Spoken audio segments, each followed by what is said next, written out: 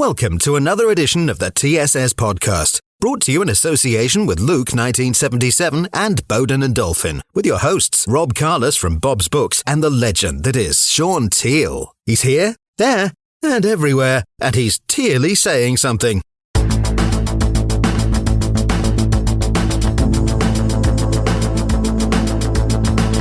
Hello and welcome to a brand new edition of the TSS podcast, and we've got a little bit of a difference this week. We are live. We have decided to come straight into the 21st century, and we're now going to start these podcasts live. So welcome to our very first one. I'm very excited about it, as is our man of the hour, Mr. Shaun Teale. Of course, this is the TSS podcast, abbreviated. It means the Tealey Sayin something podcast. And you all know by now that we wrote a book with Mr. Teale about 3 or 4 years ago now, and we've decided to keep on talking because he actually does know a little bit about football. So that's really good, considering he played the game as well. Before I introduce the man of the hour, a big thank you to our sponsors, as always, Luke 1977 for the fab clothes that they produce, and also Bowden and Dolphin Signs, who, as it says on the tin there, make some great signs. So there you go, guys. I've given you a really good shout out for our first live one. Right, Mr. Teale, how are you tonight? Very well, Rob. Thank you. How are you? I'm very well. What was the pause for there? Was that a dramatic pause that you've had? I didn't pause. It was you. Was it me? Yeah. It couldn't have been me. Any minute now, Dennis Norden is going to come out and do It's All Right on the Night on it, for those people that can remember that. Right, Shaun, let's get straight into it then. We've been very positive over the last few months, as we know, on this show. And things now, as we get to the business end of the season, are not going our way so much. So I'll take it you was at Villa Park yesterday? Yes, I certainly was. Unfortunately, I suppose. Yeah, did you stay to the end? I was watching it on TV, and I did say to Claire, I wonder if Teale's still there when it got to 4-1. No, I left slightly before the end, only really due to the fact that we had an early appointment at the hospital for Carol this morning, so I didn't want to be getting back too late. But I left. Funny enough, I left when most of the supporters left, which was about 20 minutes to go. It was absolutely heaving outside of Villa Park with 20 minutes to go. It was just like a mass exodus. And I guess that's the fans voting with their feet, saying, what they've seen is not good enough. Yeah. What do we need to do, Shaun? And before we do that, I'm sure I'm saying this on behalf of all Villa fans. Carol had an operation today or went in to get some work done, and she's just resting up now. Is that the case? Yeah. She went in for her first chemo treatment today. So obviously she's a bit rough, which was expected. So it's just sort of get better over the next few weeks to go back in. She goes back in 3 weeks for another session. And then it's every 3 weeks. It's every 3 weeks for 4 sessions in total. Well, we all wish Mrs. T the speedy recovery, and I take it that you're doing everything for her, and you're cooking and you're looking after her and all that. Yeah, much the same as I always do anyway. Is she in the room with you right now? You're having a laugh, aren't you? Yeah, that's why you're saying that. Do you think I'd be able to keep her quiet long enough to do this? Not a chance, as I know Correct. you both well. There's Correct. not a chance that would happen. But, as I've just said there, on behalf of, the Villa family, we wish her all the best. If anybody can get through this, it is Mrs. T. So we all love you, Mrs. T. Don't forget that. And make sure he does everything for you, even though he doesn't. We all know Teale. We all know Teale. Right, okay then. So what's going on there at the moment then, Mr. Teale, from your point of view as an ex-player and a big Villa fan? Where do you start? I mean, you could probably go to 101 different reasons why what's happening is happening. I mean, in a way, it's a complete reversal and going back to the first 5 games of the season. We don't look like we're gonna beat teams. We don't look like we can keep a clean sheet. We don't look like we're going to score goals. Our creativity without certain players in the team is lacking. But the game was quite strange in a way because, to be honest, the first probably 15, 20 minutes, we were good. We started off like a house on fire. All of a sudden, then we were pressing them really high. We were panicking them on the ball. And then we just give a sloppy first goal away to them. And it's like, why are we playing a high line when we don't need to? We get caught out over the top of Maatsen. The cross comes in. It's a tap-in. To be honest, I think I would have probably tapped that in. And then you think... At your own end, of course. At your own end. Yeah. And then you sort of get to the point where the game sort of was a bit sort of basketball, back and forward. And then, slowly but surely they started to impress on us their game. But then, of course, we get the breakaway. And it's a great move, and Ollie finishes it. And how it's given offside, I really don't know. The linesman doesn't flag. No, the referee doesn't sort of look either way as if to say, well, it is or it isn't. He just runs back to the centre, and you think 2-1. We're back in front. Great time to score, and then all of a sudden there's a VAR decision. This is what's wrong about VAR, because that basically is VAR sticking the nose in to a referee's decision or a linesman's decision when there's no need to. It was funny because on their equalising goal, the first one, there was no VAR check came on the board at all. We were waiting for it because we were convinced from where we were he was off. As it happens when you see it back in slow motion, he wasn't.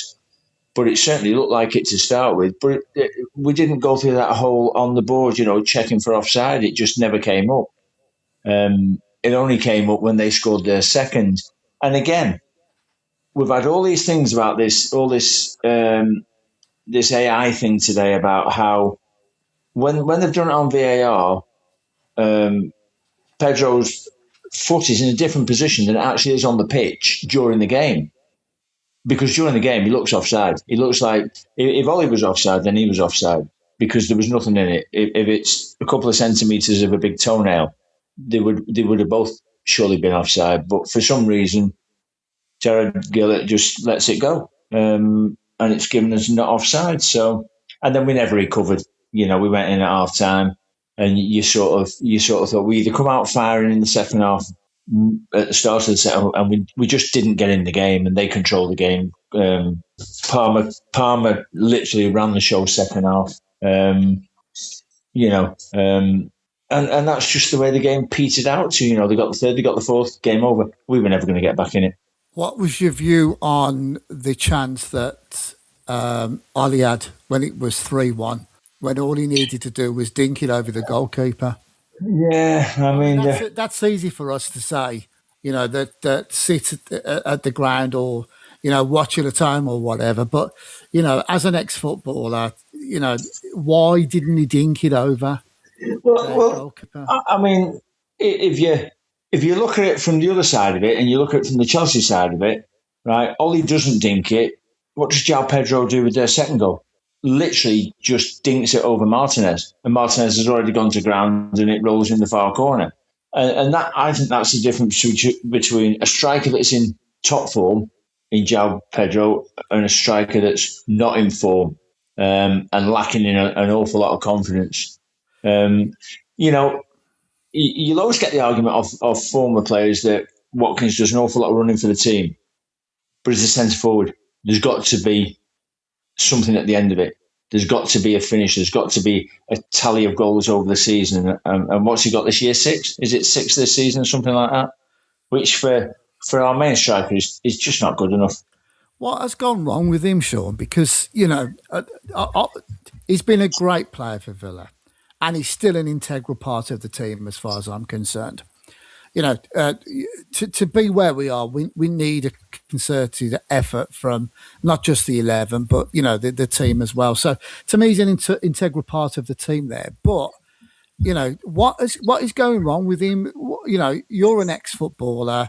It's World Cup in 99 days or whatever it is. he is at this moment in time, although I say he is, but I'm not sure whether he is actually, second to Harry Kane.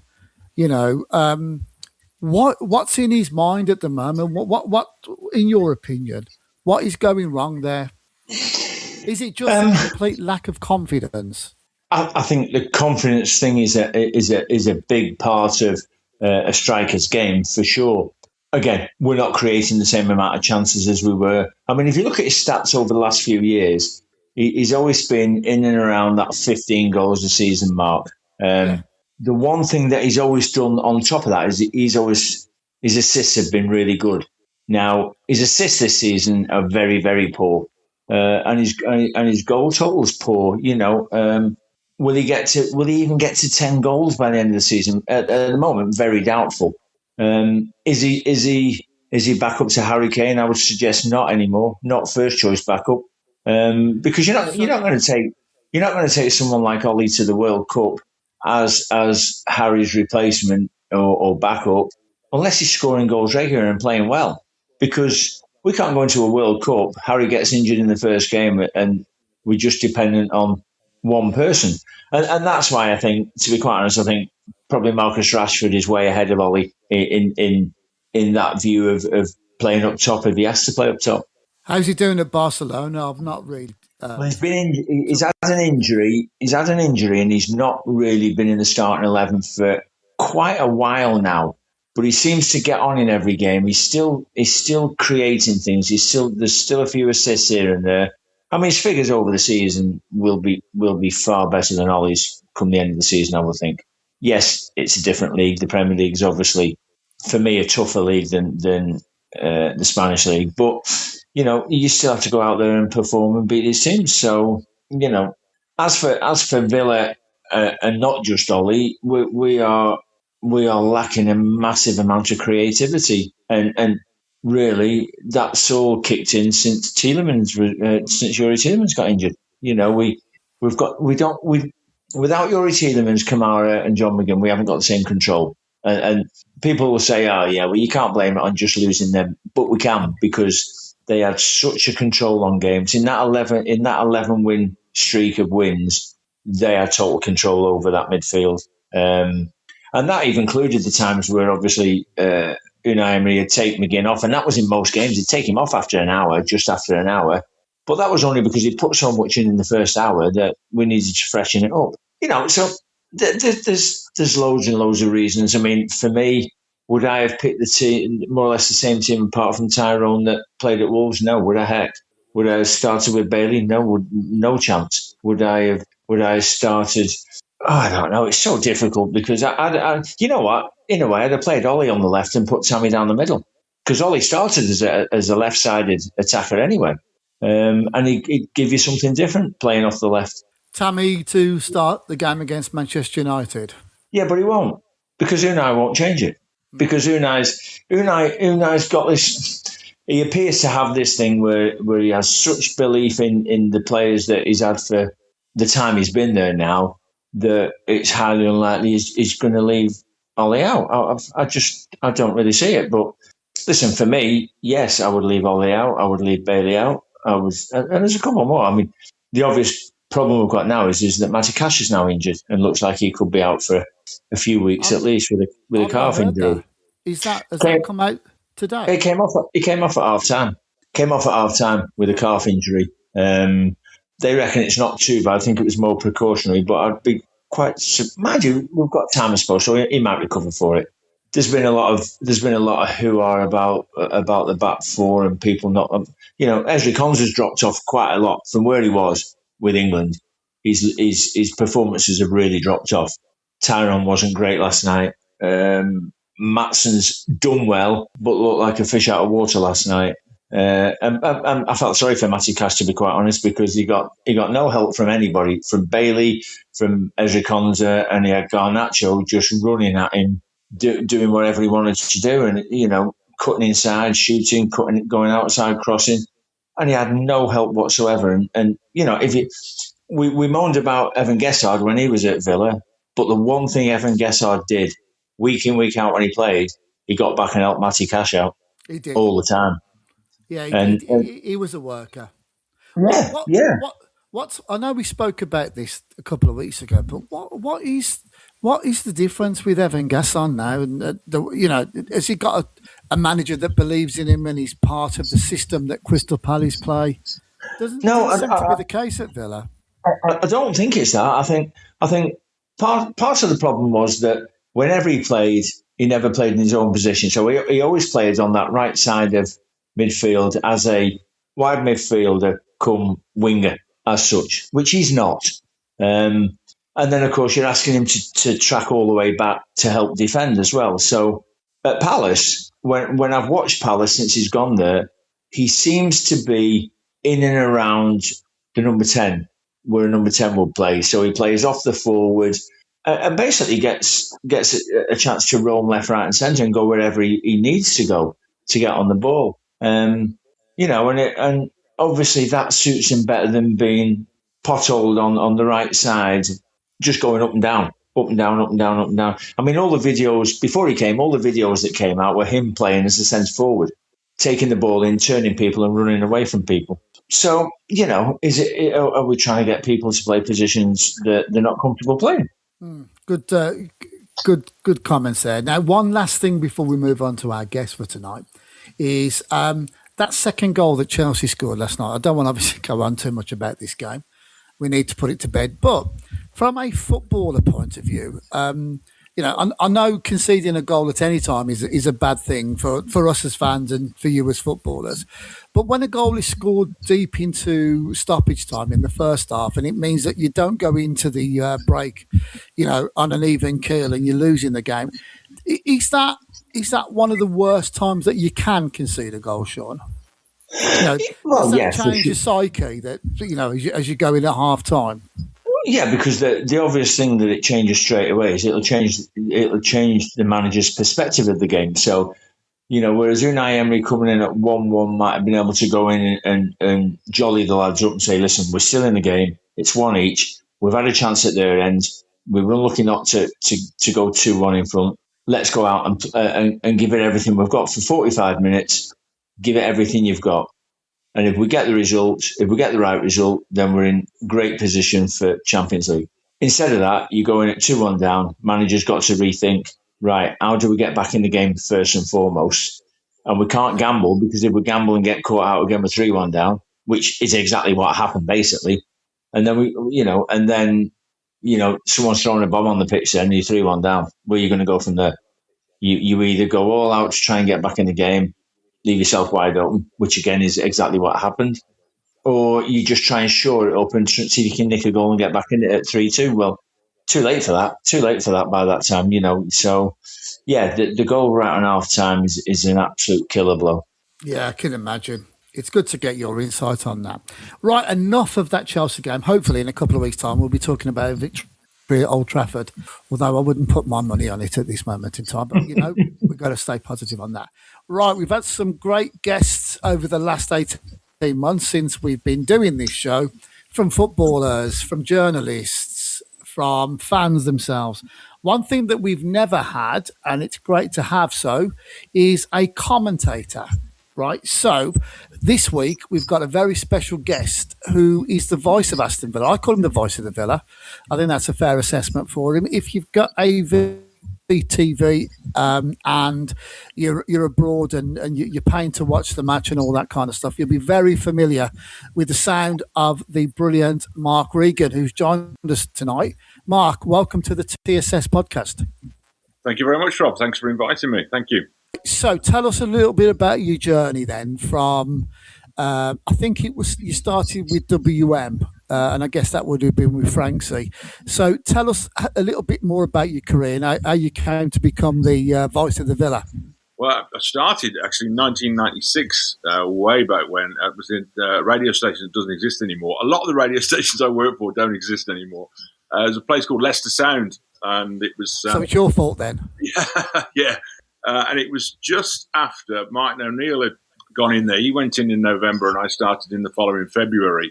And they got promoted by the playoffs. You may remember Steve Clary scored with the last kick of the game against Crystal Palace. They got promoted, and I was working over there, and I got lucky because then I found myself in my first proper job covering Premier League football. And following season, they not only stayed up, they went on to win what was then called the Coca-Cola Cup. So we got down to Wembley and all that kind of stuff. So I was getting some really good experience really on in my career. And then from there, I went up to another radio station that doesn't exist called Century in Manchester. So then I was covering Man United, Liverpool and Everton and City for a couple of years. That was the season after the United won the treble. And then it was down to work with Tom Ross at BRMB. That was around about 2000, 2002. And then over to BBC WM. And then and that lasted 17 years or so. And then I took voluntary redundancy in November 20 and then started with Villa in February 21. And I'm glad to say, touch wood, I'm still there. So did your career start off with you being, they'd go around to the ground and you'd be the match reporter? Yeah. Is that effectively how you? Yeah. I mean, I did a degree course at it's Perry Bar. It was called the University of Central England then. I don't think it still is now. We are talking over 30 odd years ago. But and I used to work for nothing over at BBC Hereford and Worcester on a Saturday afternoon, doing bits and bobs behind the scenes for them. And then, so when you get your first job, it's normally doing those quick little updates that you hear from round the ground. So that was how I started, really. What kind of due diligence did you do on matches there? Was it something that came easy for you? No, it kind of varied, really. You start off because, you're in the kind of the aftermath, if you like, of the John Motsons and the Barry Davises, etc., very sort of stat-based. And I found myself tripping over myself. I did too much information in my head because I can't retain too much. And so I kind of slimmed it down, if you like. I wanted to let the game do the talking. So I think sometimes with stats you can get carried away about looking at notes and then, something happened in the game. So I always put the game first and sort of let it go from there, if you like, let it breathe. Yeah. What, in terms of when you were a match reporter, what games stick out in your? I mean, obviously the playoff final when Stevie Clary scored late on, that was a good game. I went to some grounds that don't exist anymore. The Victoria Ground, the old Stoke Ground, for instance, and various other grounds, even like the likes of Upton Park and Highbury more recently don't exist. So it was really good experience because they were winning, etc., etc. I mean, over the career, I was there when Kieran Dyer and Lee Bowyer were knocking lumps out of one another. I was there at Andrews when Jack Grealish got a smack as well. So you do see some weird and wonderful things from time to time. By the way, talking of weird and wonderful, maybe Shaun can come in on this. What was all that going on before the start of the second half yesterday with the huddle over the ball on the centre spot? I mean, I've never seen that before. No, they did it. They did it before kickoff. Yes, and then they did it after they scored, which was really weird because the Villa players were complaining because they wanted to take the kickoff and get on with the game. Yeah. And then they did it second half. I can only think that the seniors decided to do this just to antagonise people, just to get under the skin of Villa players and just see if they can get them concentrating on that rather than concentrating on the game. Because it was really just a very, very strange thing to do. Yeah. I've never seen that before. I mean, I've seen teams in huddles, but not over the ball, like you say, stopping Villa getting on with the game. Weird. Well, nobody minds you doing it in your own half, but why do it on the centre circle with the ball in the middle? It's just really weird, just really odd. Sorry, Rob. No, that's fine. This is what it's all about, mate. Interaction. It's Teale's show, so I'm glad that you're asking him the questions there. So, how did the Villa job come along then, Mark? Well, obviously, I was at BBC WM for 17 years, and I was covering the Villa for a vast portion of that. And so when I left, I had sort of about 3-4 months off, and then January, February, I was asked would I come and do some games. I started off doing some under 21 games, and then it moved on to the first team, and it's been like that ever since, really. So. It was fantastic for me because I didn't expect anybody to invite me to do anything. So it was really, really good that I got the invitation from Aston Villa. And what does a typical match day? What is involved from that time you get to Villa Park or you're away at another ground or whatever? What do you have any? I mean, I've read what's his name's book? Come on, help me out, guys. Clive Tilsley. I've read his book, so I love the way that he meticulously goes through stuff to see exactly, what he's up against and what he needs to report on. What kind of things do you do? I do my prep about either on a Thursday, let's say it's a Saturday 3:00 game. It'll be a Thursday or a Friday. So you'll have some idea from various press conferences of who's injured, who's not going to play. You'll have also, obviously, because I see Villa week in, week out, you can refer back to the last game. You'll get the teams in formations, games to come, any particular trends like a striker who's got 3 and 4 or is about to get his 100th goal for a football club, all little things like that you knock about. Obviously, league position points, how's the recent form, how's the away form, how's the home form, all little stuff like that gives you kind of a foundation to go into the game. So on match day, if it's 3:00, I'll always get there 3 hours before kickoff anyway. So you go into the press room, have a cup of tea. There's obviously other commentators and reporters hanging around. And then about an hour and a half before the game, and the team news starts to come through. So I'll go out to the point, check everything's working technically, update notes in terms of anything that's happened with the team news that might affect them. And then we're on around about a quarter of an hour before kickoff with Villa TV. So and off we go. And what kind of guests do you have on there? I think I've seen Tony Teale. Yeah, Tony Dales is on there quite a lot. Did the game last night with Teale and Petrov. Ian Taylor did most of the Champions League games. Brian Little. Yeah, so quite a few of them. Alan McAnally does some stuff. Yeah. James Chester's helped out a couple of times. Yeah, and so you started at Leicester City. Yeah. Are you by nature a Leicester fan, or is it? No, I still look out for them. I mean, obviously they're going through tough times at the moment. The one thing that it's a bit weird when you earn some money covering football, because obviously in order to want a job in football, you have to be a football fan, or you have to appreciate things in the game. So, I mean, I grew up in an era, and maybe again Shaun will identify this. You never really stuck to one team. I went round. I used to watch Redditch United quite a lot. I used to go off to Alf Church. I went to Blues, West Bromwich Albion and Villa because they were the closest ones. So I never went, when I was a kid, I never used to go away. So you just got to sort of watch football, really. And then when you start to cover a team professionally, you do get attached to them for the time that you're there. Because you want them to do well. As Shaun will tell you, if you're a journalist interviewing a footballer or a manager, it's a whole lot easier if they've just won a game as opposed to if they've just lost a game. So it's just nicer, more pleasurable, more enjoyable if you're covering a winning side. Yeah, I must say you do very well on that, because every time we score a goal, you sound very much like a fan. So the thing is that let's say there's the game over here and there's somebody listening wherever in the world over there. It's my job to convey as much as what I'm seeing and hearing into the ears of who's ever's listening. And obviously they're going to be Villa fans if they're watching Villa TV or listening to Villa TV. So as you well know, when a goal goes in, like Wendy is, for instance, late on against Arsenal, everybody's going to be jumping up and down in the living room, around the pub or wherever it is they're watching it. And so you have to convey that level of passion and enthusiasm, because that's what the game's about. Scoring a goal, that little split second of joy, sometimes ecstasy, is just amazing. Yeah, what has been the best game? I mean, obviously last year with our Champions League games. Yeah, there was some great. Especially the PSG one. Myself and Shaun were at the Witton Arms for the away leg. We were hosting an event there, but the one at Villa Park. What sticks out in your mind? And when did you start? Was it 21? Did you say 2021? Yeah. Okay, so you'd have missed the West Ham away game, wouldn't you? The last game of the season. No, I was there for WM when they stayed up. Right. Okay. Yeah, I was there for WM when they stayed up. Yeah.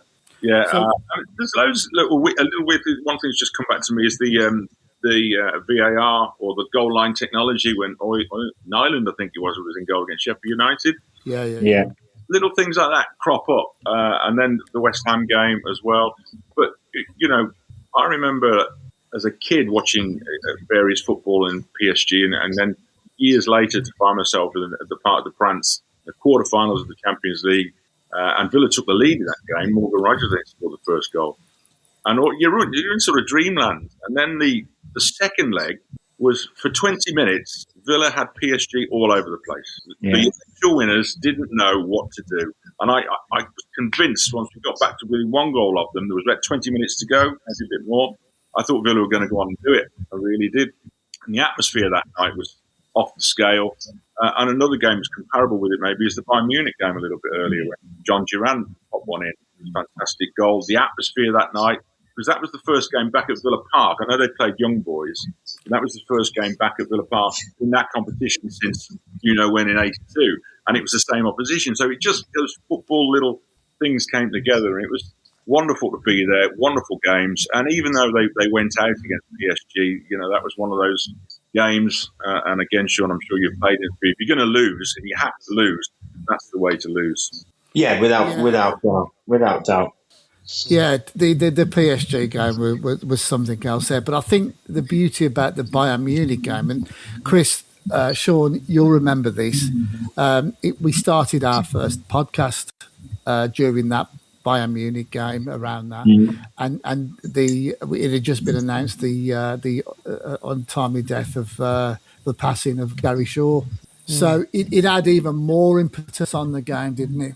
Yeah, and probably what quite a lot of supporters don't realise is that the rest of the 82 lads were there at the game. They were guests of honours. They had a meal. Well, they had a meal the night before in one of the new lounges, the Aston, and then they were there in the Aston on the night of the game. So when you talk about nostalgia, it doesn't really get more nostalgic for Aston Villa than the 82 lads. All of them, apart from obviously Gary after his sad passing.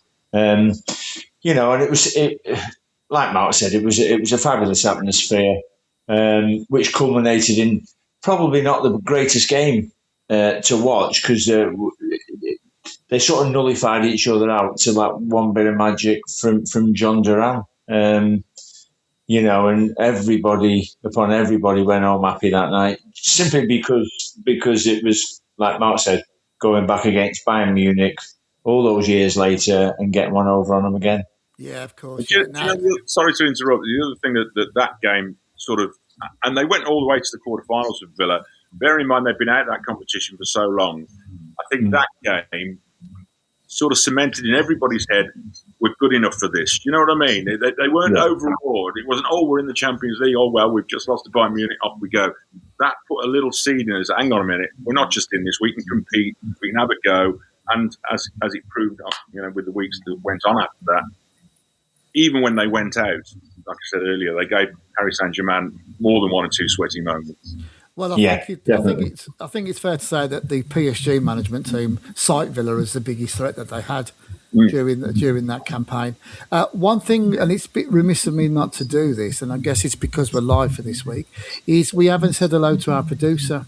Now, obviously, he's sat there, and whilst we're talking about the year of 1982, he's wishing that he could have that as a Birmingham City fan. But I guess your comparison for your last season, Chris, was, we did well in the Champions League and you did well in the Virtu Trophy. Well, to be fair to Blues, as I was there when Obafemi Martins stuck it in against Arsenal in the last second. And that was another remarkable one, your name's on the trophy kind of moment. I know we're getting off Villa for a little bit, but that was a fantastic moment for Birmingham City Football Club, and they got into the Europa League. I think it was under Houghton, wasn't it? Yeah. And they actually did quite well. We did. You got 10 points, didn't you, in the qualifying round, and still went out. Yeah, unbelievable. Hey, to be fair though, Rob, Chris is just happy sat there twiddling with his knobs. I'm struggling here to make Rob sound good. Obviously, you're struggling. Yeah, I know. You've been doing that for 18 months, mate. Is it me? Is it me again with my? It is you, yeah. I'm not playing with your knobs either. You're not, are you? You're not. Okay. All right. And you blamed me last week. It'll be all right on the night. Right, okay then. So what I want to do now is we're getting to the business end of the season.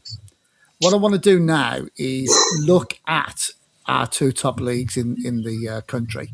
And that being obviously the English Premier League in the top 6, and also the who's coming up from the Championship as well. So it's getting to that part of the season where you can start to see the pattern. In my eyes, we have 2 leagues in the Premier League at this moment. You've got one for the positions of 1 and 2, which is between Arsenal and Man City, and obviously Arsenal stole a march on that with going ahead by further 2 points yesterday. And then you've got that mini league of who's going to get into the Champions League, and it's basically 4 teams with 3 positions there as well. So my first question, and I'll put this to Mark first. We are now in the first week in March. Who's going to win the league, Mark? A couple of weeks ago, I said Man City, but I think Arsenal now, because there was all that debate about, are Arsenal going to bottle it, etc., a couple of weeks ago, but they've sort of steadied the ship. They've widened the gap again. And I think Manchester City dropping points at home to Nottingham Forest was a huge blow to their campaign. Yeah. This position now that the games are going to start to run out very quickly, I can't see Arsenal dropping the ball from here. Yeah, I mean, I was listening to Talk Sport today on the White and Jordan show, and they had quite a lot of Arsenal fans who were basically, some of them were saying, I don't like the way we're playing. Can I just butt in there and ask Shaun here? Because I was listening to something on the radio that I don't think it was the same thing. We're at the part of the season, it doesn't matter if you play horrible, brilliantly, as long as you win. A scrappy 1-0 is worth its weight in gold. It doesn't matter about the performance now. Correct. I mean, I listened to Talk Sport on the way back up the motorway yesterday, and they were talking about the Arsenal game and how it was defensively they were fantastic. They were superb defensively, but offensively they were really, really poor last night at Brighton. But Brighton just didn't have the knowledge and the know-how how to break them down, and they were talking about how good Gabriel was last night, how he won every header, he won every tackle. And listen, Mark's quite right. If you're not shipping goals, nobody cares how you win, as long as you win. That's all that matters in a title race. Going back to when we were in the title race in 92, if we hadn't started shipping goals and carried on scoring goals, we'd have been there right to the end. But, United just kept ploughing on, getting the results, and nobody cared if United had played well, as long as, if you're a United fan, obviously. All they were interested in was winning that title because they hadn't won it for so long. Arsenal won't give 2 jots how they play as long as they win. And Arteta will be thinking, if we play the last 8-9 games and we don't even play well, but we win every game, who cares? Yeah, I couldn't agree more with that. It's gone back to 1-0 to the Arsenal, hasn't it?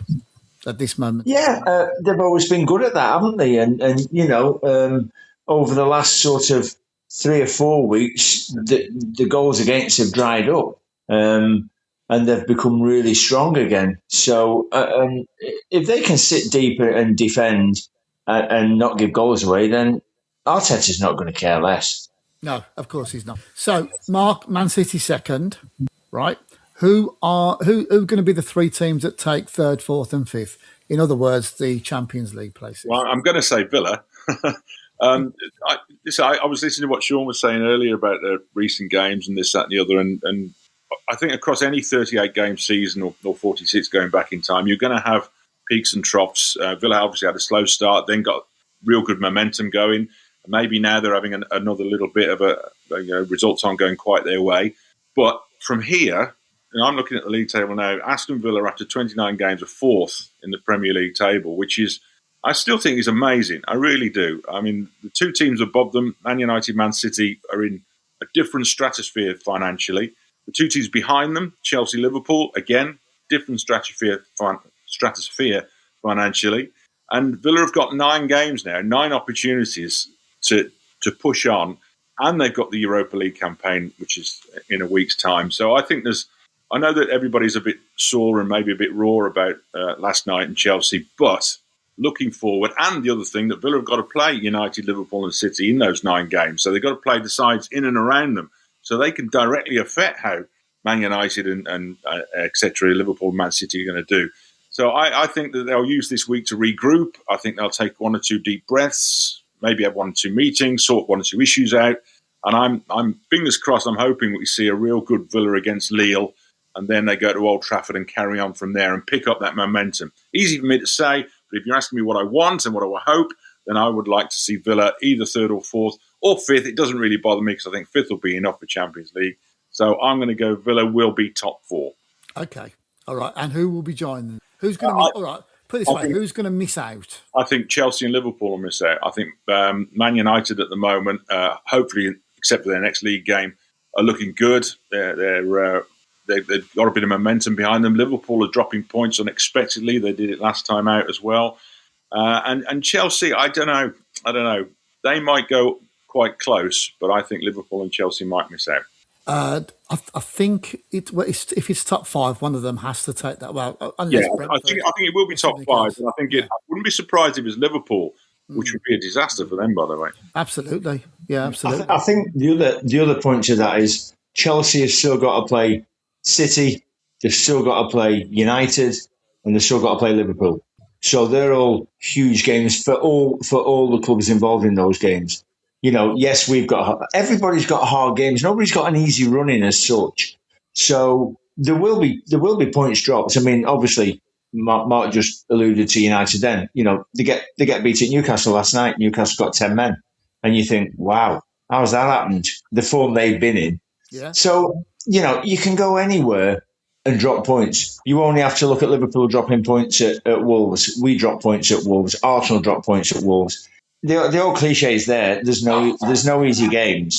So it's there to grab with both hands to get in, and we've just got to find that bit of form again. I mean, go back to the start of the season. We had them 5 games where I think we scored 1 goal and didn't win a game. We drew a game, and you think from there, how did we get to winning 11 games? And it's a case of put that back into play again, get the lads into that mindset again, and we could go on another little run, which could secure us the place we want. But it ain't going to be easy. None of the games anybody's got left are going to be easy because they're going to be full of tension because there's so much riding on the games. So, who in your mind is going to win the league? Arsenal will win it now. Yeah. Arsenal will win it now. I just can't. I can't see City overhauling a 7-point gap now. Not with 8-9 games to go. I just can't see it. I think. You know what? I'm not even sure if City will finish second in the end because I've just got a funny feeling that they could drop points left, right, and centre. They've got difficult games. They've got really difficult games. So City. I suppose. Hang your hat up, you'd probably go City because of the position they've been in and they know how to navigate that. I do think we'll finish in the top 5, which I think will be good enough for us anyway. So one team will miss out, i.e. come in 6th. And I sort of agree with Mark. I think Liverpool could blow it all, to be honest. Yeah, that Wolverhampton game was a big, big loss to them. Yeah, plus they've got really difficult games as well. It goes without saying, and they're not in that kind of form where they're just going to steamroll the teams. Even the 5-2 win against West Ham, it wasn't a 5-2 game. West Ham had chances, and West Ham blew opportunities in that game to have been a lot closer. So, Liverpool have got to come to us. Cool, that's going to be a huge game, an absolute huge game now.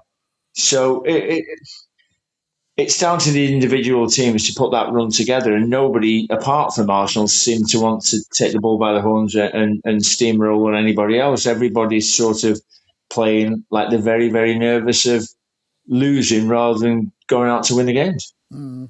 Who's going to... So you say Villa is going to do it, right? So who are you saying Manchester United and Chelsea? Yeah, I think United and Chelsea will get in. I think looking at Chelsea's form over the last few games, they played very well at Arsenal. We're actually very unlucky to lose. And then they steamrolled us last night in the end. And I can see them kicking on from that with their form. And, of course, they play 3 of those clubs that, that are a massive part of the running. So if they were to go and take 9 points off those teams, all they're going to do is help us as long as we can get back to winning ways. And that's the main thing for Villa. We've got to get back to winning ways. If we can go to United and get something, it'll be a big something. Yeah, I agree with that. Producer Chris, who's going to win the league? Who's going to win the league? Arsenal. Okay, right. Who's going to be joining Arsenal and Manchester City in next season's Champions League? I'm going to go for Cov. I don't want to. Yeah.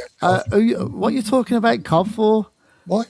We're talking about the Champions League. Oh, well, that doesn't really bother me. Sean. I don't even follow it. Right, okay. So, who do you think will be the 5 clubs apart from Coventry? Coventry. I think we'll have Middlesbrough. It's an exciting league this year. Okay, right. Okay, so obviously you've got to stick to your lane there, Chris, and you're a good one to bring in on this, right? I am so glad to see Coventry turn it around and look like they are going to be one of the teams that go up. I think the second place is up for grabs at the moment. Middlesbrough, Hull, Ipswich, and Millwall, in fairness. Yeah, that's a good running. Have you heard the news today that 8 clubs? I have. What do you think about that? What's your thoughts? I don't like it. Can you imagine? Have you heard this, guys? They're expanding the playoffs, aren't they? Yeah, finishing 8th, going into the Premier League. That doesn't sit right with me. It doesn't. Right. It isn't. I mean, we've all got used to if a team finishes 6th, they could potentially be in the top league. But 8th is a different ball game. It is, yeah. Complete different ball game. Where are you going to finish this season? Top 10.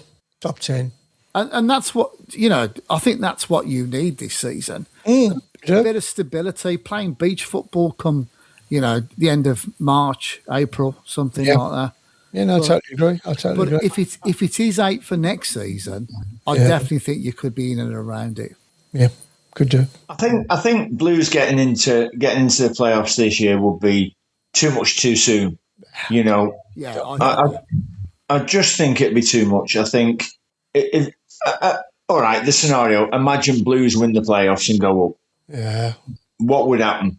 Get stuffed. They'd be in such disarray simply because the squad isn't ready for that yet, and it would just be it would be horrendous for Blues really. I think Chris is right. Top 10, finish in the top 10, maybe just outside the playoffs, and then concentrate on bringing more quality in the summer because I've watched Blues quite regular on the TV and they play a decent brand of football. That's unless ex-Villa players play against them, but we won't go into that too much, Chris? Yeah. We don't want him to be a target of abuse, do we? To be fair, we could have done with Matt Target playing up front for us yesterday. Absolutely. 2 great finishes, weren't they? Yeah. But I think that's what it's all about. Martin O'Connor was on TalkSport earlier on today, and he was talking about, Blues, a bit of sustain. I can't say this. Stability. It's one of that word, sustainability. Yeah. I've noticed something tonight. Chris and Shaun have been nice to each other. I like that. That is a very rare thing that had to happen. I'm concentrating. On this show. So Chris, are you putting money on Coventry winning the Champions League next year? Oh, I'm glad this is going out live. Talking about going out live, we've had a couple of people come on here, which is really good. One of them being a Carol Teale. Is she any relationship to you, Shaun? Sorry, I muted him. Oh, you muted him there. Yeah. Okay. She put, you can never find anything in the kitchen. So that's probably because I'm sat in the kitchen. Yeah, well, there you go. We've had the wonderful Rob Cook, who's been raising a lot of money for charity in the last couple of weeks, again, as he always does. Rob, thanks very much for commenting. Hello, all love the podcast. Keep up the good work. And then we've had Brian Smith. You have 2 hopes, Bob Hope and no more hope. Come on, you blue boys. I'll take it that's somebody that you know, Chris. I hadn't got a clue who he is now. Oh, okay. Well, it's good to have fans from all over the place, and that's what this show's all about. We are Villa-centric, but we do like to talk about the topics of the day. And we've always had that kind of thing about us, really. That is the case. Well, it's been a fantastic show tonight, our first live one. We've been doing it for 52, 53 minutes. Again, I'd like to thank our sponsors, Luke 77. Many thanks, Mr. Roper, as always, and Bowden and Dolphin for their excellent sponsorship they've got with us as well. And, of course, Mr. Mark Regan for joining us and giving us a lowdown of what it's like to be an actual commentator and what that takes, what that induces. So next week we've got Teale away, Mark, and we've got Fever the Spain off Brian there. Thank you very much, sir. We've got Teale away, and then we've got Manchester United. Are you getting all your facts and figures ready for those? Yeah. I mean, look, there's a good week between now and Lille, so I'll have a couple of days off and then start looking at it over the weekend. But it's going to be, I think it's going to be fantastic. It's a really exciting time. Hopefully they go over and have a really good performance in France. I think the second leg will be another great night at Villa Park under the lights. It always is. And by the way, I think the pre-match atmosphere last night was good. It was a really good atmosphere. A great start to the game, obviously. But let's hope that we have some more nights like Bayern Munich and PSG and seal it up between now and the end of the season. Amen to that, Mark. Amen to that. Shaun, very good show for our first live one. Yeah, it doesn't feel any different from the normal shows apart from your live. So, yeah, but it's interesting listening to Mark about commentating. I'm usually on the end of it. So, it's I did a little bit back in the day, a few little things with Sky now and again. So it's always interesting to see people's perspective on different areas of the game. So thanks very much, Mark. No problem. Thanks for inviting me. It was good. We'll have you on again, most definitely. Hopefully at the end of the season when you are live from Turkey. Istanbul, yeah. Yeah, Istanbul for that final. Browne, how are you tonight? I'm good now. Yeah, great. Are you happy we've got our first one done? Happy. Yeah, I'm just going to try and teach you a few mic techniques and then we'll be okay for next week. Good. Well, we won't because we're not doing it next week. Oh, next time then. We are moving to Wednesdays, aren't we, now that the Villa are involved in European. You watch. They'll probably knock us out. I didn't say that. That, and I certainly don't mean it. Coventry will knock you out next year. Coventry, yeah. We'll win it. That was just superb. You should have seen Teale's face on that. we both looked at each other as if to say, did he really say Coventry? He's that engrossed in the championship. He's just come out with that one. It was one of my Bless him. I'm going to be there back in the studio if we do Wednesdays. Yeah, oh good. So I'll bring some chockies over for you. Fantastic. Right, I'll speak to you all, guys. Have a great week and up the Villa. Yes, thank you. Ta-ra, Arabi. Up the Coventry in the Champions League. Come on, you Coventry.